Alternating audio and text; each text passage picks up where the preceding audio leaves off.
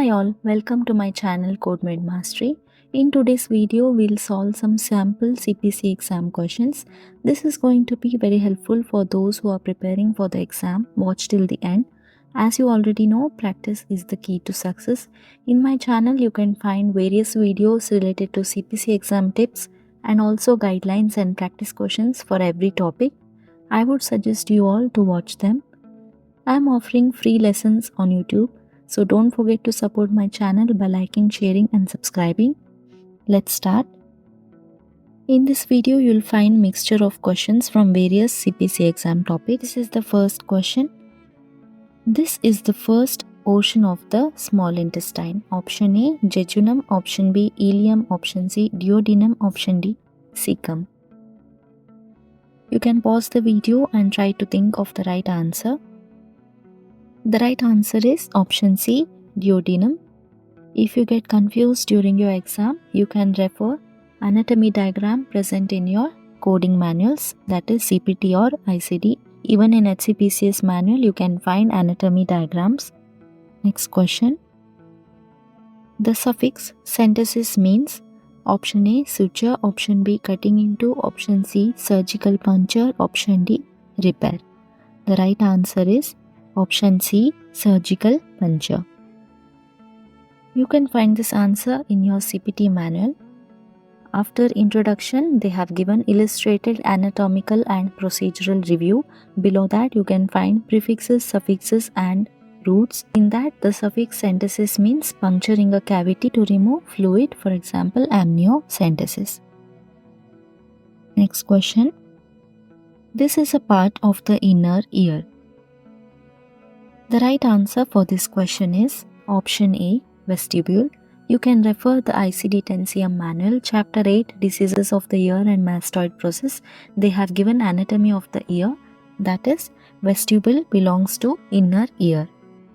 Option B, C and D, that is malleus, incus and stapes are present in the middle ear. Next question.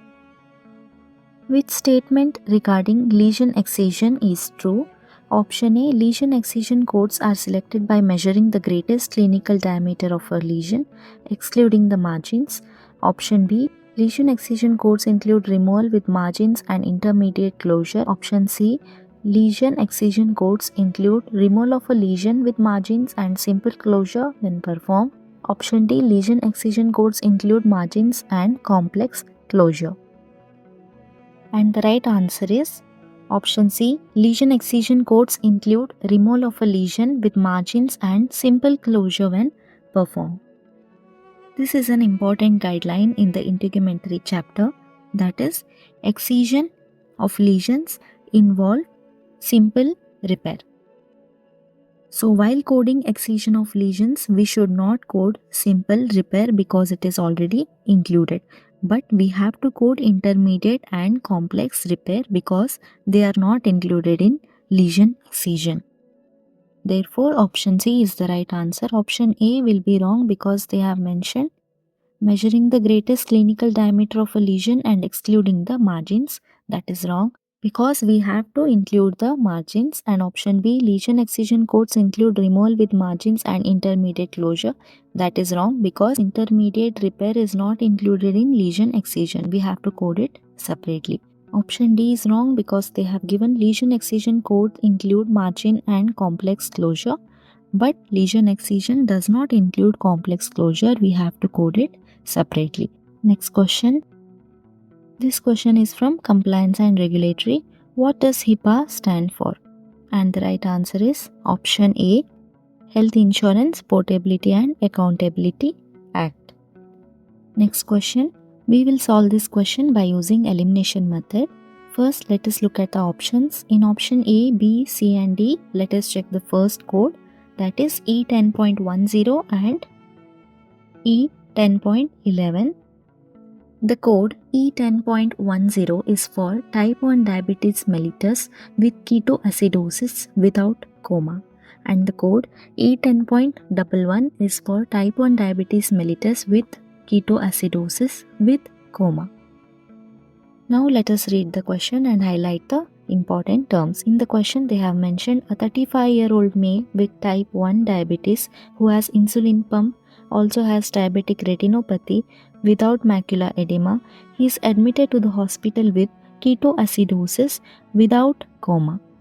Okay, so they have mentioned type 1 diabetes with ketoacidosis without coma. Therefore, the right code will be E10.10, not E10.11, because that is for with coma. In this scenario, they have mentioned without coma, so we have to use E10.10. Directly we can eliminate option B and D because the first code is wrong, so entire option will be wrong. Now we are left with option A and option C. In option A and C, the first code is same, E10.10, that is correct.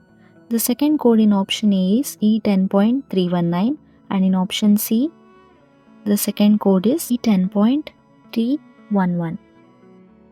E10.311 is for type 1 diabetes mellitus with unspecified diabetic retinopathy with macular edema. And E10.319 is for type 1 diabetes mellitus with unspecified diabetic retinopathy without macular edema. In the question, they have mentioned diabetic retinopathy without macular edema. Therefore, we have to use the code E10.319. Therefore, the right answer will be option A, and the code in option A, Z79.4, is for long-term current use of insulin. In the question, you can see they have mentioned the patient who has an insulin pump. Therefore, we have to use the code Z79.4. I hope it's clear. Next question. Let us solve by using elimination method. In option A, the code is J0715, which is for injection ceftriaxone sodium per 500 mg. In option B and C, the code is J0696, which is for injection ceftriaxone sodium per 250 mg. And in option D, the code J0697 is for injection sterile cefuroxime sodium per 750 mg. Now let us read the question. They have mentioned a pre-operative patient needs to have antibiotics started before his operation. He is given 500 mg ceftriaxone sodium through his IV. What is the correct HCPCS code for this medication? So they have mentioned ceftriaxone sodium. So the right code will be J0696. In the question, they have mentioned 500 mg, but the code J0696 is only for 250 mg. Therefore, we have to multiply it twice to make 500 mg. Therefore, the right answer will be option C. Option A is wrong because J0715 is for ceftriaxone sodium. Make sure you pay attention to the drug name. Okay. So option A is wrong, and option D, J0697, is for injection sterile cefuroxime sodium. It is cefuroxime, not ceftriaxone. Okay. So option D is also wrong. Let us move on to the next question. In this question, in option A, B, C and D, the first code is 11404. So 11404 is for excision of benign lesion including margin except skin tap. Trunk, arm or legs excised diameter is 3.1 to 4 cm. Now read the question. They have mentioned a dermatologist excises a 3.5 cm benign lesion from a patient's back. So the size is also matching, that is 11404 is for 3.1 to 4 cm, and also they have mentioned the anatomical location is back. So the code 11404 is for excision of benign lesion including margins. They have given the anatomic location trunk. Therefore, the trunk includes back. That is the correct code.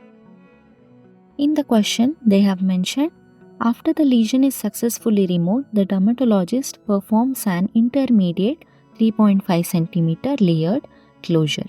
Therefore, we have to code for intermediate repair.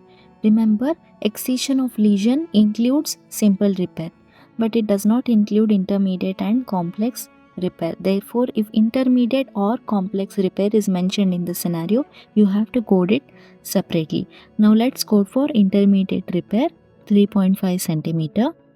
The code is 12032, that is intermediate repair of wounds of scalp, axilla, trunk. As I already said, the trunk includes back. Therefore, the right answer is 12032 based on the size 3.5 centimeter. Option A 12031 is wrong because it does not match the size. Option C is wrong because it does not include repair code. The right answer is option B. Modifier 51 is appended to indicate multiple procedure. Option D will be wrong because they have appended modifier 57, which is decision for surgery. In the question, we cannot see anything as such. Therefore, the right answer is option B. Next question. This is a small question. How would a physician report bilateral diagnostic nasal endoscopy followed by endoscopic debridement of the nasal cavity during the same operative session? Check the code 31240. 31240 is for nasal sinus endoscopy surgical with concha bullosa resection. And the second code in option A is 31237, which is for nasal sinus endoscopy surgical with biopsy, polypectomy or debridement. The code in option B 31254 is for nasal sinus endoscopy surgical with ethmoidectomy partial anterior. And in option D again they have given 31237. Can you think of the right answer? The right answer is 31237. That is for nasal sinus endoscopy surgical with biopsy, polypectomy or debridement. In the question they have mentioned diagnostic nasal endoscopy followed by endoscopic debridement of the nasal cavity. Therefore, 31237 is the right code. In the question, they have mentioned bilateral diagnostic nasal endoscopy. Therefore, we have to append modifier 50 to indicate bilateral procedure. Therefore, the right answer is option C. Option A will be wrong because the code 31240 is for concha bullosa resection, that is not mentioned in the question, and the code 31254 in option B is wrong because that is for surgical with ethmoidectomy. In the question, ethmoidectomy is not mentioned, so option B is wrong.